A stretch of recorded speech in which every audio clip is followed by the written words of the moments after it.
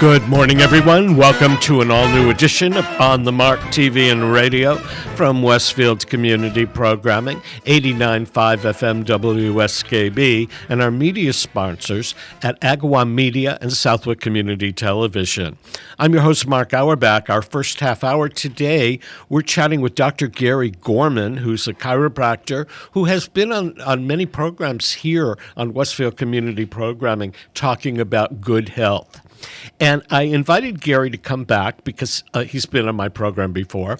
It's spring. People who have been sitting on the couch all winter are going out, and now it's a gorgeous day, so they're going to try to run 10 miles or go out and paddle their kayak out now that the lakes are warmer. And because some of us that were inactive are getting back into shape, we're going to get injured. So first of all, Gary, it's good to have you on the program again. Thanks, Mark. Thanks for inviting me. I appreciate it. It's great. So you see a lot of people who twist limbs and ruin muscles and everything because they went back to exercising too quickly. Yep. What do you recommend to people that have been on the couch all winter? Well, you know what? I think the first and foremost, you need to really be honest with yourself. And that comes without saying.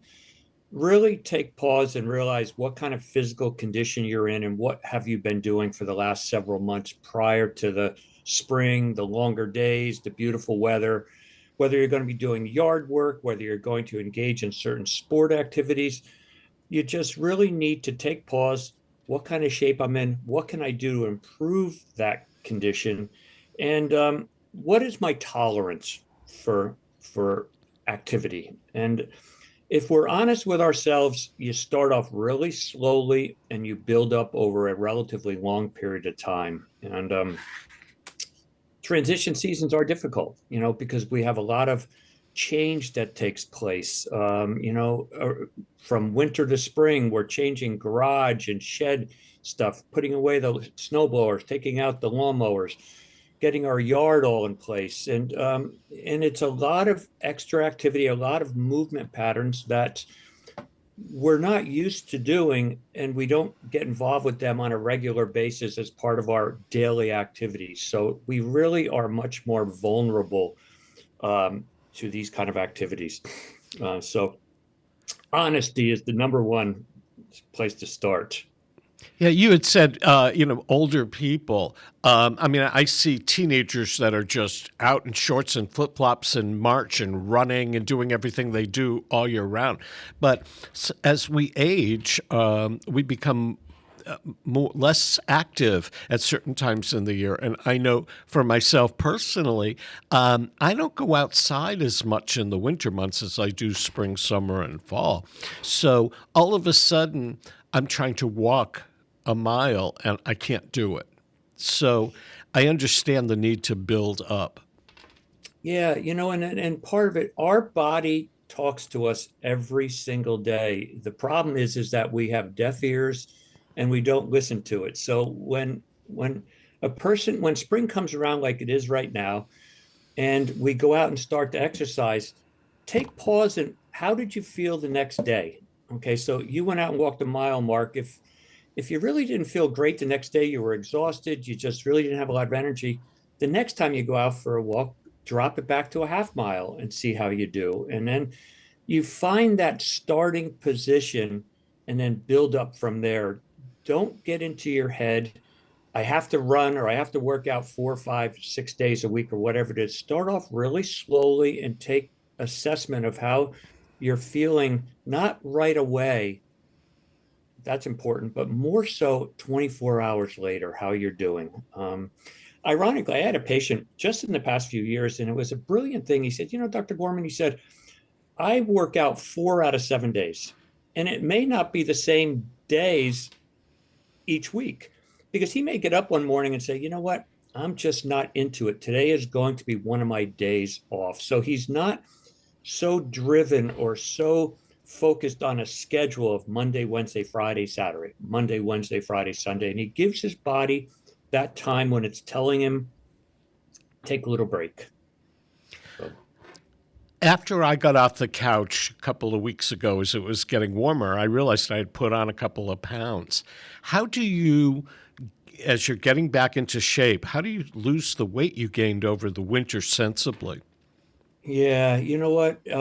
Ironically, exercise and activity is really important, but it really falls into what you're eating and how much you're eating. And that really, you could lose weight by not exercising at all. It's not something that I advocate or feel that that's the right way to go. But it really is what we're eating and how much and on what times of day, and that falls into Jen Fune's category of dietitian and nutrition. Um, but you start doing some portions. You try to stay away from the carbohydrates because carbohydrates, your breads, your pastas, these things, our body can only they use that as fuel, and then what it can't use it as fuel, it breaks down and is stored as fat. So those sugars that we eat, yeah, they may be, our own body can only handle so much of that. And if it can't get rid of it through the liver, the kidneys, et cetera, it's going to store it around our waist, most cases. So you could see a lot of marathoners that are well overweight and that are running crazy amount of miles or crazy number of miles, but their eating habits are such that they're eating a lot more than their body is burning up. So Yeah. yeah. I would assume, though, also with spring coming, you get more fresh local produce in the markets, and it's a good substitute for the pastas and the cakes and everything else. Oh, absolutely. You know what? The farmers markets, I do a lot of my shopping at the co-op in East Hampton where my office is. And that they do a lot of good hard work on trying to get the best product that they can. And their produce section is all, most of it's local, organically grown and things. So you're going to pay more for it. But if you can afford it, that's the way to go. Fruits and vegetables are really critical. And I just read some things from a functional group that I'm involved with about fructose. And that's our body can only tolerate a certain amount of fructose, which is the sugars that you find in our fruits. It also is used in concentration to sweeten certain products that are on the shelf. So if you could become a little bit of a better label reader and minimize the amount of fructose that you're consuming on a regular basis, that will be a huge improvement for you. If you want to sweeten something, natural maple syrup or honey would be much better for you because again, it's not processed. It's kind of its natural state. The body can utilize it better, and it's just healthier for you. Yeah, I'm actually interviewing in the segment of shows that I'm taping today a forager chef who has gone back to the art of foraging in his area, and he serves it in his restaurant as well as eats it himself. And he said to me, he said, if it's naturally grown and hasn't been fertilized and hasn't been processed in any way, it's better for your body than going into the grocery store and buying something that has a label with a lot of ingredients on it beyond what it is. Absolutely. I mean, we always taught, I was taught, and I always teach my patients that when you walk into a supermarket, stay to the perimeter and don't walk down the aisles where all the processed foods are. The shelf life is forever. Stay with your fruits and vegetables, or your frozen foods, your your fish and your meat market sections, the things that are a bit more on the natural side. Stay away from all the aisles, and you'll do well. Um, but losing some weight is important, but also really when we have a sedate lifestyle during the winter, when we're kind of cooped up. I practice at the Eastworks building in East Hampton, and I'll tell my patients, I said, look, come over here in the wintertime. We have three floors of wooden floors. It's an old factory. You could get an hour of walking in here, 70 degrees, comfortable, softness on the floors. rather than going to the mall where you're going to buy things, the hard flooring is just difficult on some of our weight bearing joints. Um, but it's the key is to go into some stretching and flexibility exercises. And Mark, ironically, during COVID, Tina had my daughter Grace and I make we did three different videos that are still being shown on the Westfield website on stretching and flexibility exercises that you could do by yourself right at home for older adults. And I would look at that because we tailored it in that way for people that can maintain some mobility and flexibility so that when they go transition to outdoor activities, that their musculoskeletal system, their muscles and joints and all are going to be able to tolerate an exercise or movement patterns a little more efficiently, lowering the risk of injuring themselves. Should people boost up their vitamins and supplements when in the summer and when they're exercising, or should they be doing that in general? Well, I think it's important. Again, I'm stepping a little out of my comfort zone for my areas of expertise, but you know what? If we can't get all the nutritional needs in our diet, we need to supplement that at some level. But I feel that we need to do it all year round, except for some things like, for example, vitamin D. We get that with the sunshine. So, I mean, wintertime when we don't have as much sun, we're historically going to have a lower level of vitamin D that we would need to supplement and support because that helps open up more metabolic activities than we realize. But you know, some of your general basic vitamins, and again, this is not a plug for the little guy. I would go to the smaller privately owned health food stores or nice co-ops where the turnover on the shelf is much quicker because nutrition and supplements are active. They have a life to them. And if they're in a storage warehouse for a year before they ever get to the shelf, the chances are the benefits are minimal.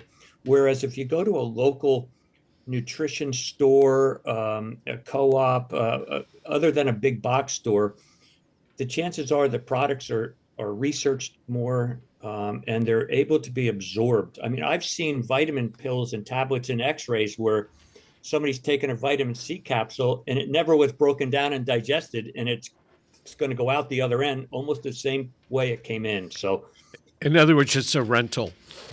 it's just a rental, and not all supplements are created equal. There are some very good quality ones that are broken down and utilized much more completely in our body. So, yeah. You work with patients who are having issues with their bones and their muscles. What are the best, as we age, our bones get more brittle and from use as well as everything, just aging. What are ways to keep your bones healthier as you get back out into exercising? Yeah, you know what? The best thing to do is weight bearing exercises like walking. The bones heal and stay strong when they're under stress. And stress keeps the calcium and all the other nutrients strong and the matrix strong in the bones. So literally, if you could do nothing but a regular walking program and getting up off the couch or getting out of bed, that's critical. And unless it happens much more frequently in females, postmenopausal females have a much greater affinity for osteoporosis than males do, just hormonally how we're designed. Um, and really, weight bearing exercises and light weight work will maintain those calcium and the strong bones. So simple walking doesn't cost you anything. It can be very social. If you have some neighbors, you get into a little walking group. Um, that in and of itself. And then if you have to take some supplements, ask your physician, whether you have to take vitamin D and a calcium, because vitamin D helps calcium getting absorbed into the system. But lab work can tell you with your primary care doc whether or not you're deficient at some of these nutrients. Yeah. We're going to take a brief break to acknowledge the underwriters that make On the Mark and all of our other programming possible, and we'll be back to chat more with Dr. Gary Gorman. Peter Coles is our chief engineer. I'm Mark Auerbach. Don't go away. Underwriting is brought to you by Boise Cascade Distribution, providing products and services needed for building material dealers, home improvement centers, and industrial customers. They offer everything from engineered wood and plywood to Drex decking and railing, James Hardie siding, and Advantech subfloor. Located at 33 Fowler Street Extension in Westfield and on the web at bc.com, they are committed to providing quality products, great service, convenience, and value. Join me, Tina Gorman, each week from 6 to 8 a.m. for Wake Up Wednesday, when my guests and I discuss health, wellness, and lifestyle reimagined. Community Radio. 89.5 WSKB. Live from Studio 120 at Westfield Technical Academy, this is WCPC Channel 15 and 89.5 FM WSKB Westfield. Welcome back to On the Mark, everyone. I'm Mark Auerbach. Peter Coles is our chief engineer. If you've missed a part of today's program or you want to watch it again or share it with friends, it'll be archived on YouTube under WSKB Community Radio. My guest this half hour is Dr. Gary Gorman. He's a chiropractor in East Hampton. He appears regularly on our network, and I'm always glad to have you on the program, Gary. Thanks, Mark. Good to be here. Gary, when you're feeling sore after you've done your workout and you're back out walking, do you heat or ice? Oh, that is the $10 million question, and it's a constant battle. So let me try to describe it to you so that you have a basic gauge to move forward. If after you've done some exercise and you just feel some general soreness, heat will be okay. If you did some exercise, you did some yard work, and you really felt that it's just not general soreness, but you really sustained an injury at some level, go with ice. Because what happens is that when we have an injury, the first line of a defense that our body starts to mount is inflammation. So short-term inflammation stops us from doing the activity that we were doing that harmed ourselves. So it's actually beneficial to us, but we want to start reducing the inflammation by going with ice initially. And how you apply ice is, if you don't have a soft ice pack that's reusable in the freezer, you could stop at one of the supermarkets, pick up a frozen pack of corn or peas, mark it with a Sharpie that it's an ice pack so you don't open it and eat it someday, and just take it out, put it in a washcloth or hand towel and apply it to the area of pain 15 to 20 minutes an hour. And that will really start to subside some of the discomfort in that area. When the pain goes from a sharp, stabbing, burning pain, it starts to get stiff and achy. That's when you could get away from the ice and start into the heat. But it's a concern. As a rule, you seldom can go wrong by applying ice.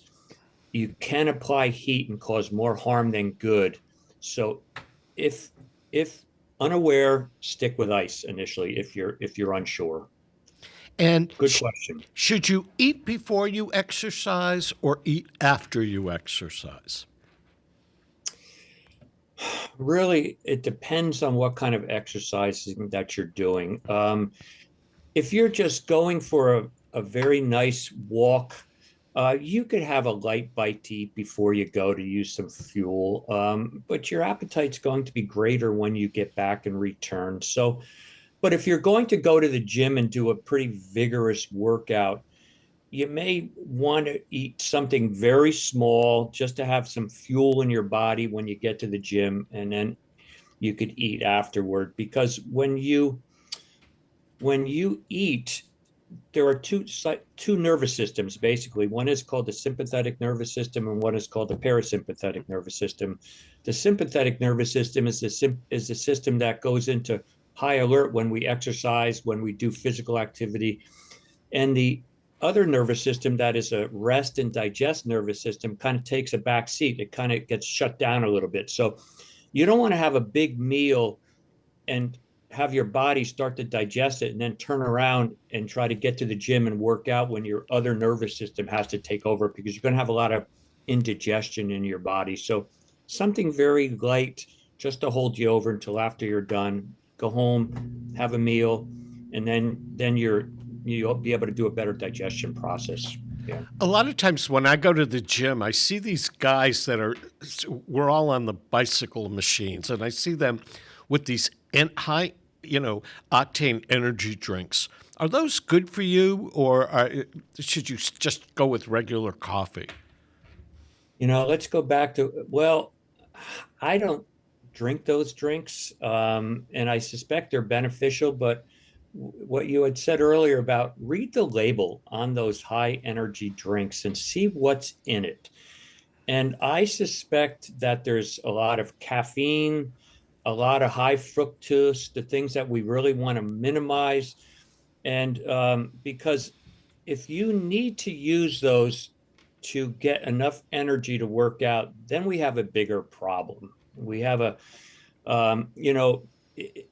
there's something else going on in our life that we have to drink those kind of juices to stay awake or to keep active enough to work out and exercise. It may be that you're not getting enough rest during the course of your day. You're not sleeping well at night, but you're so bent on getting my exercise in 4 or 5 days a week that I have to take these charged up drinks to do that.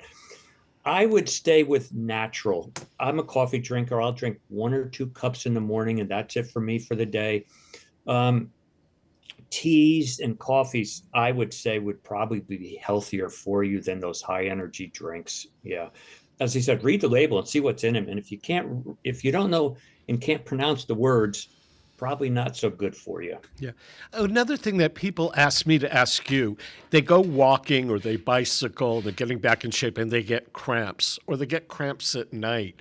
Are there any ways to minimize getting the cramps, or to, once you get one, to make it go away faster? Yeah, that's another great, you're giving me a lot of great questions, Mark. I tried, Gary.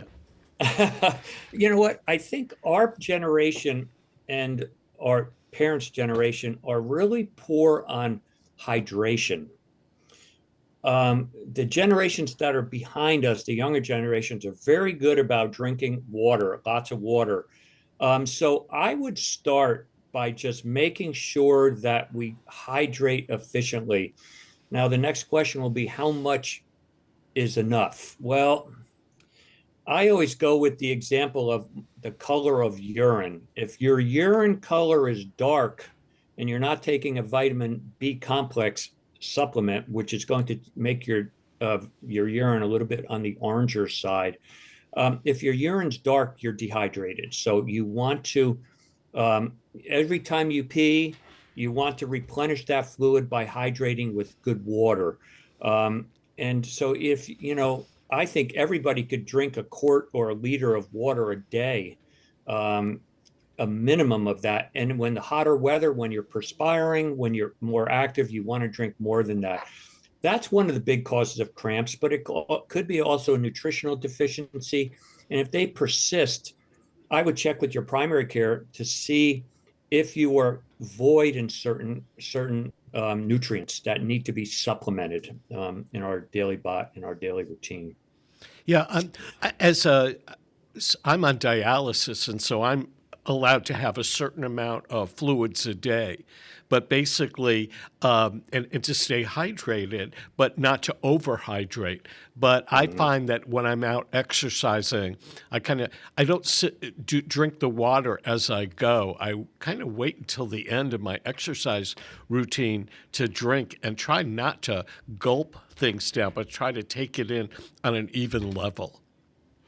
Yeah, that's good. And you could just take little sips while you're doing it, just a mouthful, just to wet your mouth. If, again, warning signals, our body gives them constantly. If your mouth is dry, your lips are dry, your body's basically saying, I need a little bit of hydration here. And it may just be a mouthful or two. You don't have to gulp down a lot. And you're right, slower and steady, let the body utilize it and absorb it. Room temperature generally is a little bit better than really cold water. It's easier for our body to handle, but cold water with ice is really also nice after a hot day.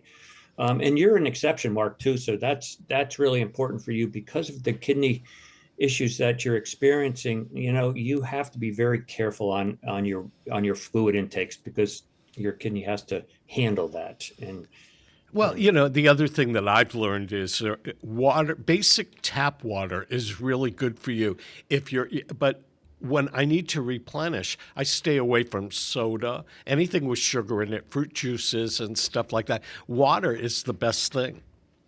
Yep, it really is. And if my daughter is a classic example, if she just doesn't like regular tap water or mineral water or something like that, but she'll buy the water that has a natural fruit flavor to it that's not sugar added, a fruit 2.0 or whatever those are, that it gives you, or you could even just squeeze a lemon or a lime and put it in there or something to add a little bit of flavor to it. But yeah, stay away from all the Cokes and those sweet drinks. Again, really tons of sugar, and your body has to break that down and absorb it and utilize it. And it's really distressful, and it's going to end up around our waist eventually. So we just want to minimize that. Well, Dr. Gary Gorman, as always, it's a pleasure to see you and have you on the program. And thanks for the great advice. You're welcome, Mark. Great to see you too. Gary, do you Thanks have a again. website? If people wanted to come to your practice, do you have a website? Yeah, it's our practice is called Strength for Life. So it'd be www.strengthforlife.com. And we have a lot of good information in there. And as I said, we're in the Eastworks building in East Hampton. It's on 116 Pleasant Street. It's where the motor vehicle registry is. It's that building. Yeah, Strength for Life. If you Google that, we'll come up, and there's 5 of us in the practice, and we have a whole wellness gym for people that really want to have great supervision and learn how to exercise correctly. And great wood floors on all the floors so people can go and walk and exercise indoors. Right. Okay, we're going to take a break to acknowledge our underwriters. We'll be back with more on the Mark. Peter Coles has been our chief engineer today. I'm Mark Auerbach. Don't go away. Underwriting for Community Radio on WSKB is brought to you in part by Rockies. Over 30 convenient locations throughout Massachusetts, Rhode Island, New Hampshire, Connecticut, and Florida. One of the nation's largest ACE dealers. Expertise and great product selection in paint, hardware, lawn and garden. That's Rockies. Rock solid service since 1926. On the web at rockies.com. Hi, this is Harry Rock, host of Rock on Westfield every 4th Wednesday at 8 a.m. Tune in for my view of this place I call home. Community Radio 89.5 WSKB. Live from Studio 120 at Westfield Technical Academy, this is WCPC Channel 15 and 89.5 FM, WSKB Westfield. Welcome back to On the Mark, everyone. I'm Mark Auerbach. Peter Coles is our chief engineer today. If you missed a part of today's program or you want to watch it again or share it with friends, it's archived on YouTube under WSKB Community Radio. My guest this half hour is a frequent guest on the program, Dusty Christensen. He's a teacher of journalism at UMass. He's a working journalist in investigative reporting with a great outlet in Western Massachusetts called The Shoestring. You will occasionally hear or see Dusty's reporting on other networks, including New England Public Media. Dusty, it's good to see you now that spring's here. So great to see you, Mark. I'm loving the flowers blooming. The sun is out. It's a great time to be alive. Yeah, it certainly is. We as journalists, it's been a rough go the last few months as we see some of our major news networks being challenged from the presidential administration on down. For example, the Associated Press being banned from the White House press briefings because they refuse to identify the Gulf of Mexico as the Gulf of America. And you're teaching young journalists right now who are going to go out in the world maybe this May or the May following. It's not the same journalism world we started in. How do you train them to deal with some of the weird stuff going on? It is such an interesting time to be teaching students about journalism. There's no time more important for journalists to be digging into the big issues, to be holding the powerful accountable. And yet at the same time, there's really no time that has been more scary or fraught to be joining our industry. You obviously mentioned some of the attacks that the Trump administration has already levied against journalists, whether it be barring the Associated Press from White House briefings because they refused to change the name of the Gulf of Mexico, or filing what seemed to be totally out of filing lawsuits against news outlets like CBS that seem completely off base, but that those networks are, I suppose, considering settling because of larger business interests that they have. Journalists in this moment are really having to find their backbone, are really having to double down on that essential task of ours, which is to hold the powerful accountable, to speak truth to power, to use a cliche.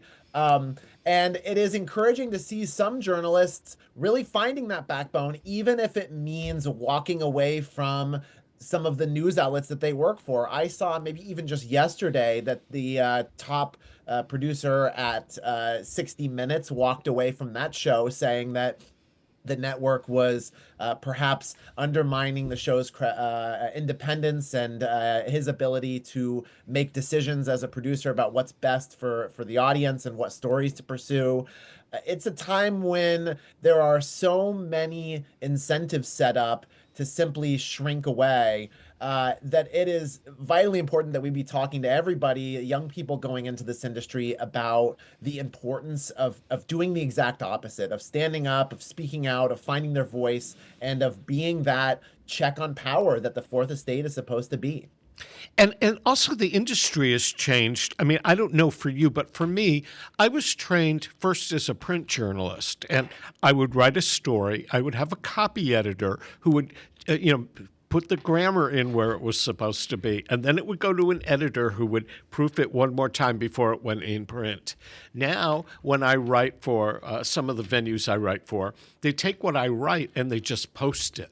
And it could have grammatical things. A couple of weeks ago, I did a theater review. The captions were reversed by my own fault, and it went up online. Nobody checked. And then the broadcast journalists, it used to be you did a story, you had an editor that put it together, and then somebody else monitored the sound and the lights and everything else. And for a lot of us now, you just go in and do it. I'm very fortunate at Westfield Community Programming. I have a fabulous producer and who is a soundboard operator and a camera operator. And we're training young people here at Westfield Technical Academy to do all of that. But I guess today a journalist has to be able to do their own sound, do their own camera work, do their own writing, do their own editing, and in some cases their own formatting and all that. It wasn't like that when we started.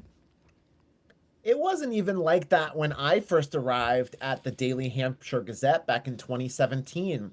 We had way more editors then, copy editors included, than we had at the paper when I left it in 2022.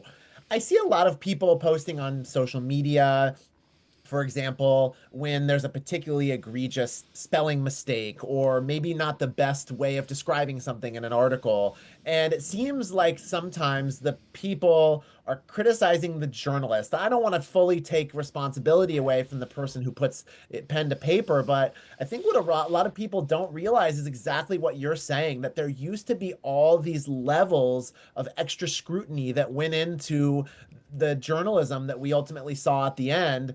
And the corporate gutting of our Fourth Estate, of newspapers and news outlets alike, has really chopped away a lot of those extra layers of scrutiny. So TV journalists are shooting, recording, editing, and then throwing those stories up on the air, for example. Print journalists are writing and editing their own copy. They probably will, if they're lucky, will get to sit down with one editor before it goes up, but There aren't these extra layers of copy editors that there used to be. And all that stuff is vital to get every fact right and to have crisp, clean copy going out into the world. That's the kind of stuff that might seem trivial if you're not in the industry, but that builds trust with audiences and sets us apart as professional writers and reporters. So it's that behind the scenes stuff that has really disappeared with the corporate gutting of journalism that you may not see from the outside except for the finished product. So I would urge people to have patience with their now overworked and underpaid journalists in their local community. And we really ought to be thinking about other ways that we can support and boost independent journalism, accountability journalism in our valley and across the country. I don't think it's just the corporate gutting. I think for a lot of these print sources, their readership has declined. Their advertising dollars have declined. I know that, I have a side hustle, you might say, as a public relations person with a firm that I've been doing for 30 years. And when I'm doing public relations, I say broadcasting is my side hustle. But I know that when I buy media for people, which I occasionally do, the audience numbers are dwindling in big numbers on some of the more traditional, journalism platforms, and they have less writers as a result and less advertising revenues and things like that. So grassroots local journalism has an opportunity to thrive because your big networks like New England Public Media can't cover, with the staff and the money they have, they can't cover what's happening in Sunderland on a daily basis or what's happening in Northampton on a daily basis because they're so regionalized. And it leaves a whole other level that a lot of journalists are jumping into. And I see it as an arts reporter. There used to be about 24 arts reporters up and down the valley. There's now maybe 5. It really is a crisis for our democracy, for our understanding of our shared and various cultures across the valley and the country. The fact that there are so much fewer of us journalists nowadays. On that question of like advertising dollars, you know me, I am always going to be trying to tease out the bigger structural issues. And a lot of that does have to do with big corporations, namely Google and Facebook, who are now the big giants in advertising. Digital advertising doesn't pay what print advertising used to. These companies, in many cases, have a monopoly on advertising, and what's more, they sell and run advertising against the articles that we work hard to publish, and we don't get a dime from them. There are these corporate structures that have been set up that have really disadvantaged media, and of course, technological changes come into play there. The internet obviously did a number on print publications. But there is a story to be told there about the increasing power of corporations in our lives and the negative impacts that they have on our democracy. I think this is really a democracy issue. Being able to have an independent press is a vital, a pillar in our democratic structure. And without it, we've got a wobbly roof overhead. I think also we have to hope that our audiences, whether it's our print readers or our TV watchers or our radio listeners or podcasters or whatever, support their local journalism and their local media. You can, certainly subscribe to the Boston Globe or the New York Times or the Washington Post online if you want to read it, but you're not going to read the local stories that matter. And if you care about your community, you need to support the local journalism, whether it's the Daily Hampshire Gazette, that is the daily paper there, the Westfield News, if it's print that you're looking at, or if it's radio, support those outlets, or television, or for example, the work that you're doing with the Shoestring. It's incredible journalism covering a lot of local issues that need to be covered in the Valley, but you guys depend upon advertising dollars and people that it's a subscriber base and everything else that the New York Times depends on as well. I think that's such an important point that you raise. I'm a fan of so many of these, national outlets. I'm a subscriber to the New Yorker, for example, and, have previously been for the Globe and others. But those folks aren't in our local communities. If they're going to show up to tell a story here, they're going to parachute in and hop back out as soon as the story's done. They're not going to be there for the follow-up, whereas your local journalists will. So I think it is an important time for people to reassess where they're subscribed and maybe channel those dollars to the local level. That is where journalism has its strongest impact, is on the local level. People who live in the communities that they cover, who are going to be there for every city council meeting in Sunderland, like you say, or Northampton or Springfield or Holyoke. Those are the journalists that we should be supporting. And so as people start to think about, maybe unsubscribing to the Washington Post after its billionaire owner Jeff Bezos said its opinion page is only going to be dedicated to pro-business content, maybe consider taking those dollars and subscribing to your local newspaper or donating to your local independent news outlet like the Shoestring. We rely almost exclusively on reader support to do the investigative work that we do. We still operate on a shoestring budget. The name still fits. And I think that without more serious local support for journalism, we're all really in trouble. And I think that goes for big organizations, just not just individuals either. I know there are foundations out here in Western Mass, for example, that could be considering funding local journalism. There are other big entities that could be considering their role in building a more vibrant and robust news ecosystem here in Western Mass. They're not doing it at the moment, and I hope if they're listening, they'll reconsider that. Well, the other thing is that if you're a business or an entrepreneur who is marketing their business or publicizing their business, it's a good thing to support local media with your advertising or sponsorship dollars because, first of all, you're going to reach an audience that's local. And second of all, you're going to show that audience when they see your ad or hear your sponsorship announcement. It proves to a local audience that you care about local news and local community. It's so true. Everything is local. I remember showing up at the Daily Hampshire Gazette back in 2017 thinking, oh, bummer, I'm not going to get to cover some of the national stories I wanted to cover. Only quickly to realize that all those national stories are local stories too. The difference being that when you write about them at the local level, you can have local and bigger impacts than maybe some of those national outlets are having. The same obviously holds true of supporters for journalism. People are going to see that you're supporting journalism locally and are going to appreciate it. Your customers are going to see your ads more frequently if you are a local business advertising in local publications, or if you're, say, a foundation supporting local journalism.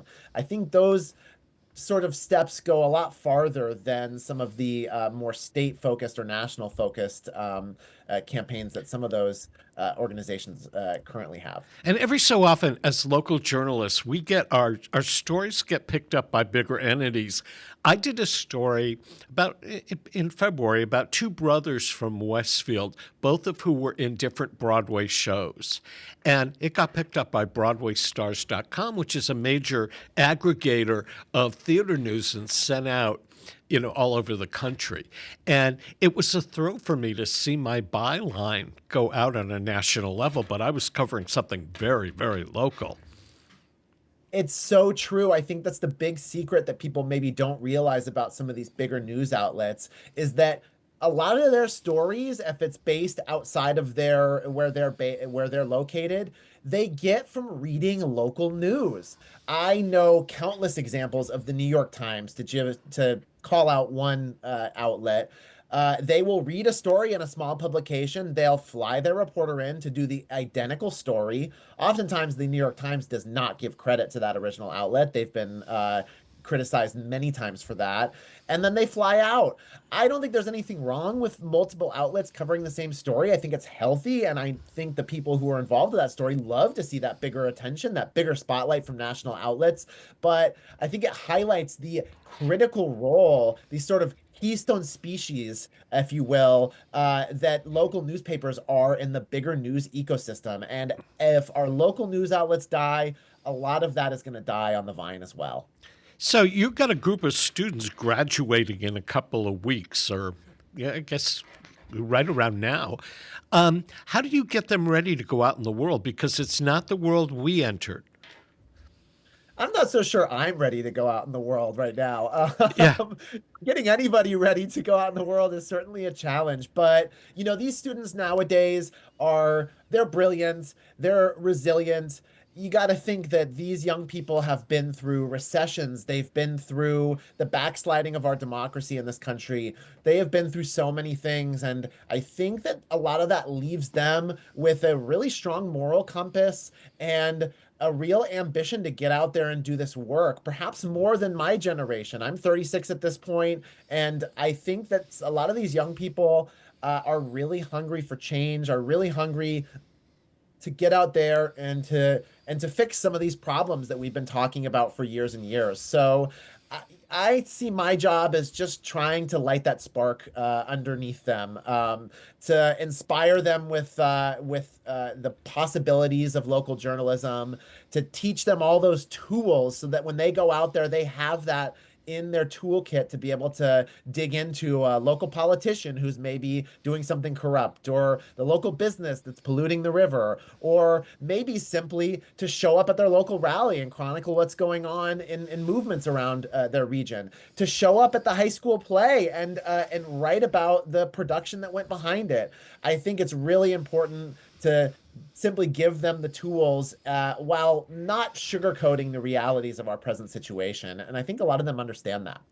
Have you had the opportunity, now that you've been teaching for a couple of years as well as writing, to see any of your graduates go out there and make an impact? Oh, that's a great question. I have had a lot of students of mine publish big, important stories locally, whether it be for the Gazette or the Greenfield Recorder, in the news outlet where I edit, the Shoestring. We've had a number of my students write some really impressive investigative articles, digging into everything from the Holyoke Police Department to what the University of Massachusetts Amherst is using its endowment dollars to invest in. Because I started teaching this class at UMass in 2022, and it is sort of a junior level class, though a lot of them are sophomores as well. This is really the first spring where I'm having some of my, a lot of my students graduate out into the world. So I am really eager to see what becomes of them as they step out of the campus of UMass Amherst. I'm also teaching at Smith College this semester, a senior capstone class. So when they step off that college campus in Northampton, to see what they do next, I think that a lot of these folks have really bright futures ahead. I've been mentoring students in journalism for several years, and it seems in the last 2 years, two of the people that I mentored have really emerged. One, I only mentored her because her father was a friend of mine. She had gone from East Longmeadow's community access television to Hofstra University and the Boston Herald, and now she's at GBH. And she's producing and reporting. And she just did a feature a couple of months ago where she interviewed 4 trans people and how they were reacting and how their lives were changing as a result of being singled out by the government in so many levels. And this is Peabody Award-winning journalism at its best. I am so incredibly proud of her. And another one is a digi-journalist at a local television station who has really done some nice reporting on a variety of things, from news to culture to sports. I mean, very generalized reporting, but getting a real firm footing on what she's doing. And the third, because our studios are located at Westfield Technical Academy, we have high schoolers in and out of here all day long. We have one that's a senior in high school who's been producing some of our programs. It's just amazing.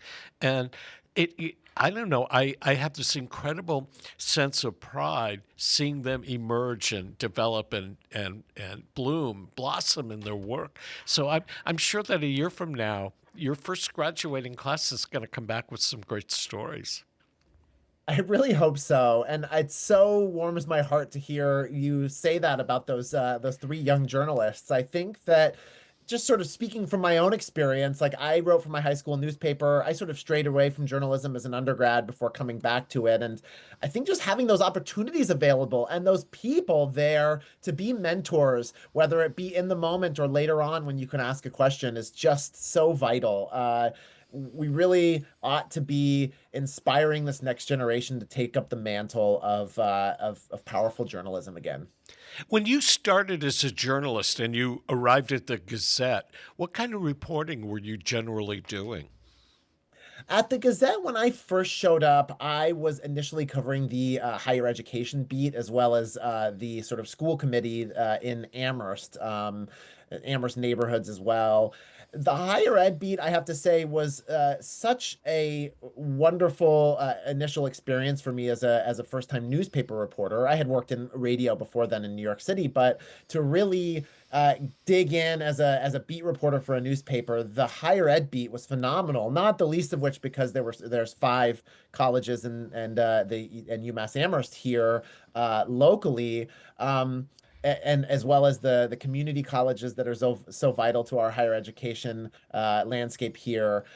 There are so many stories on that beat, whether it be an education story, since obviously they're institutions of higher learning, but also they're some of the biggest employers in our region. So I got to report on business and employment and labor stories as a result of having that beat. There's so much activism happening on the campuses of the colleges and the university that I was able to cover social movements that were sort of bubbling up on those campuses. So I think that was a really enriching experience for me and one that I'll carry with me for years to come. Now that you're at the shoestring, I tell people how the shoestring works. I have been subscribing to it for a while, and I find it stories that I wouldn't read or listen to anywhere else. But how did you get involved, and what are kind of the work that you do? The shoestring had formed maybe a few years before I joined the team, and started really small and eventually worked its way up, started professionalizing a bit. And when I came on board at the beginning of 2023, we realized that as a small startup outlet, we weren't poised to compete with the Gazettes or the Republicans of our region in terms of breaking news. And so thinking about it, we decided that the place that we felt like we fit best into the bigger landscape here was telling those stories, just like you said it, that you're not going to find in other news outlets. That's a lot of investigative reporting, digging into those accountability stories that maybe daily reporters don't have time for, but also in-depth feature reporting. We ran a story recently about the years-long effort to push back against and ultimately defeat plans to build a wood-burning power plant in Springfield. That kind of history reporting, feature reporting, investigative journalism. We saw that it was shrinking away at our local news outlets. I witnessed that firsthand, in my own experiences. And we thought that was the niche that we really could fill in our local communities. So we are a fiscally sponsored organization. That means that donations to the shoestring go through our fiscal sponsor and are tax deductible. We essentially, in that case, operate as a nonprofit news outlet and rely almost entirely on reader support in order to do what we do. There's 3 of us who operate as editors, as well as a wide range of freelance writers and others who work with the outlet. And we're always looking for good stories. We're looking for writers, people with real life experience to come in and cover their communities and tell those accountability stories. We're happy. We sort of believe in investigative reporting for the people. We're happy to walk even a green reporter through the process of filing public records and FOIA requests, sifting through court documents and trying to tell that bigger story in a way that maybe they wouldn't be able to do at a more legacy outlet.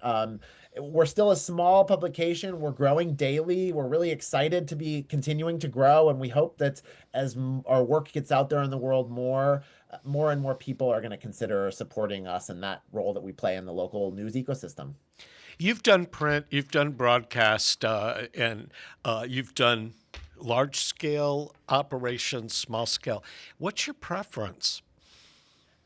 I really love radio and print. Obviously, radio allows you to capture these sounds and to really connect with characters in a way that it's hard over the printed page. But ultimately, I started writing at a very young age. Initially, trying to write short stories. That didn't really work all that well for me. But I sort of always considered myself a writer first and foremost on the printed page. I love stressing over every little word to make sure that I'm trimming cliches out of my writing and perfecting every paragraph and right up until the publication time.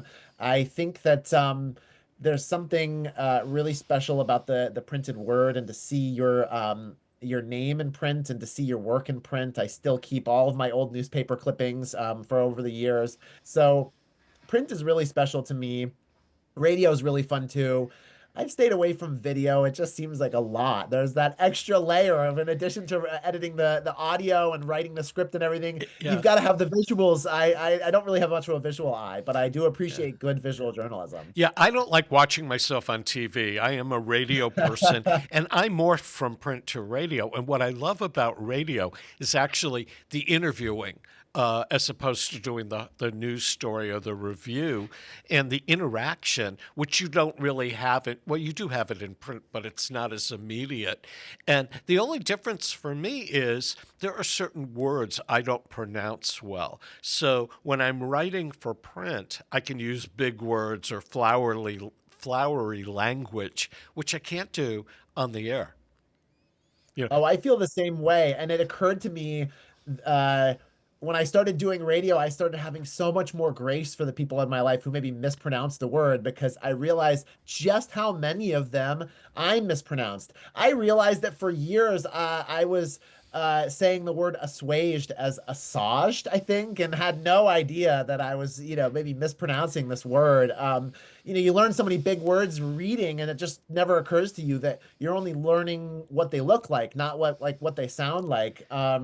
So yes, I definitely think that's the challenge with broadcast, whether it's pronouncing names correctly or those tricky, flowery words. Oh, the other thing, I have a sibilant S, which is a hissing sound when I pronounce any word that begins with the letter S. So when I have to talk about the Springfield Symphony at 52 Sumner in Springfield, people's ears are popping, and I'm sorry if anybody's ears just popped. I have that same problem with my P's. I'm always popping my P's when speaking, and I've always got to have those really great producers in my ears telling me, like, hey, back away from the mic a little bit. Well, Dusty, before we go, tell people how they can find out about the Shoestring. Theshoestring.org is where we publish all of our work. We are paywall, totally free of a paywall. That means all of our reporting is free for anybody to read. We tell big investigative stories, in-depth features, longer, deep dive articles. We publish about twice a week. We're hoping to grow that more as our ranks grow. And you can find our donate page on our website where you can find out how to support us. That's not the only way to support us. If you don't have money to donate and to be supporting us financially, tell your neighbors, your friends, your grandma and grandpa about us. Tell your dog about us. We would love to spread the word to everybody in the valley so that more and more people can be encountering our work out in the wild. Dusty Christensen, always a pleasure to chat with you. Likewise, it was great to be on here, Mark. Thanks so much for having me. Okay, we'll try to get together this summer, and we have a colleague Mo Turner. The three of us need to do lunch.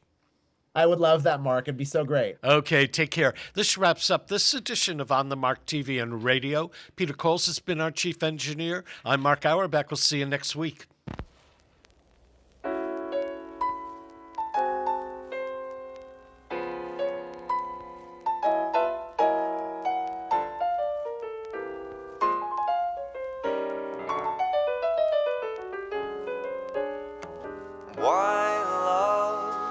Why did we bother to try love?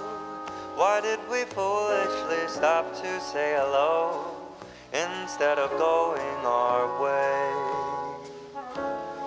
But your heart was free and mine was on my sleeve.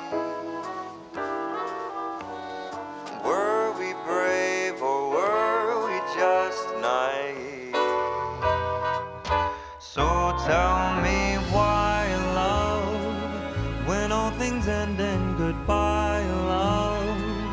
Why did we dream that this fate would not be ours, when even stars up above